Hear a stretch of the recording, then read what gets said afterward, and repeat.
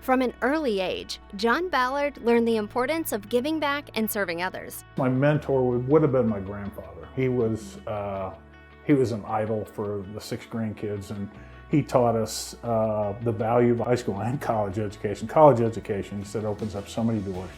And he pretty much defined our principles in life, which were to help others, serve others, and try and walk with God. And I tried to follow that throughout my life, both at KU and then after KU. John has shown dedication to his alma mater in many ways. As a former football player and K Club member, he served as a mentor to many student athletes through the years. From 2006 to 2008, he worked closely with the university and the athletics department to champion renovations of Jayhawker Towers. John's a great guy. He's a great leader in that he can rally the troops, so to speak, and he's done that multiple times with our athletic program. You know, when you talk about a loyal Jayhawk, there's few out there like this guy. He bleeds crimson and blue. John remains a member of the Chancellor's Club and Jayhawk faithful for KU Endowment, and he has fulfilled many leadership roles for the KU Alumni Association, guiding the organization as national chair from 2018 to 2019. John's example of putting others first has left a lasting impact on many Jayhawks. Somehow he teaches people how to be givers. It's also, you know, giving of yourself and supporting things.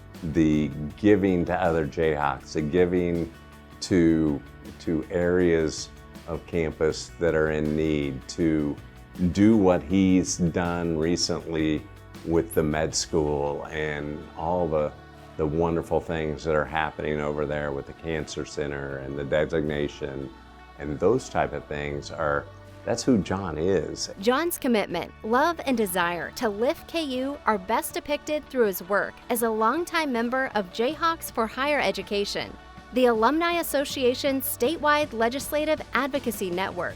He also leads an independent and distinctive political action committee, proving that fierce in-state rivals also can be partners who benefit the entire state. Well, conversations first started about how to be more effective in the Kansas State House in terms of garnering support for higher education. There was discussion around partnering with the alumni base at K-State to come forward with one voice, and when we talked about who would be the obvious person to lead that for KU, of course it was John Ballard, who could be more effective in that role. And as usual, you call John and you explain what it is that people are thinking about, and he's like, all in, I'm here. I'll take it and I'll run with it.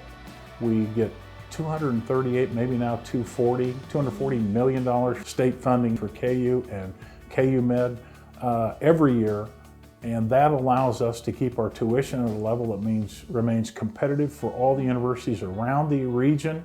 And in return, the state gets something huge too, and that is an educated workforce. We provide medical technicians, nurses, doctors for the people, so that the people of Kansas get a tremendous benefit out of funding KU. It's an investment. John is the ideal advocate for the University of Kansas. He has pure passion for furthering our mission in the state, which, if you want an advocate, you want somebody that's priority is your institution, and there is not a higher priority that John has other than the University of Kansas. His work through Jayhawks for Higher Ed and Kansans for Higher Education has made higher education better. It has made higher education more attainable for all Kansans, to every institution, not just the University of Kansas, and lives have been impacted by this broadly. And he has done a great job at lifting all boats, which is what we want to see in our community.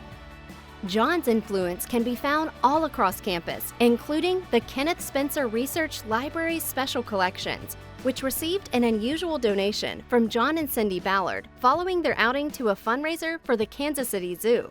My sister is the philanthropist in our family, and she is constantly running fundraisers and raising money and so forth. She called us and she goes, look, we're raising money for inner city kids to teach them how to read. What could be more important than that? And we're having it at the Kansas City Zoo, and she says the people at the library they're going to take something out of their attic and they're going to allow us to sell it, and it's a papyrus. We're having a great time.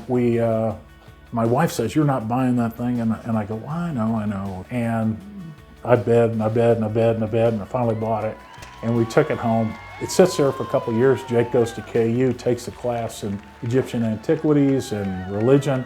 Dr. Paul Marecki, he goes, "Dad, this guy's unbelievable. He's Indiana Jones. How about if we take the papyrus in and have him take a look at it?" And I said, "Well, yeah, sure, great." He said, Dr. Marecki, the second he walked in the door, he said, "I looked at it," he said, "I knew it was real."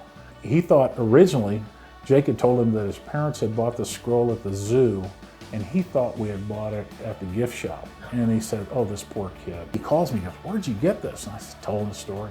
And he goes, "Are you sure it isn't stolen?" He said, no, it didn't. So he goes, "I need to talk to some of my people all over the world." He said, "It's 1,000 years older than Christ." I kind of thought that was the one that got me. And I said, "Really?" And then he pauses, takes a gulp and goes, "And you need to donate this to the University of Kansas." And I kind of go, "Hey, Cindy, they want us to give it to KU." And she goes, "Well, whatever." And okay, great. So we talked about it, and of course we donated it. And it's better to be used there for the next 100 years than it would be in, our living room in Overland Park. So it turned out pretty good.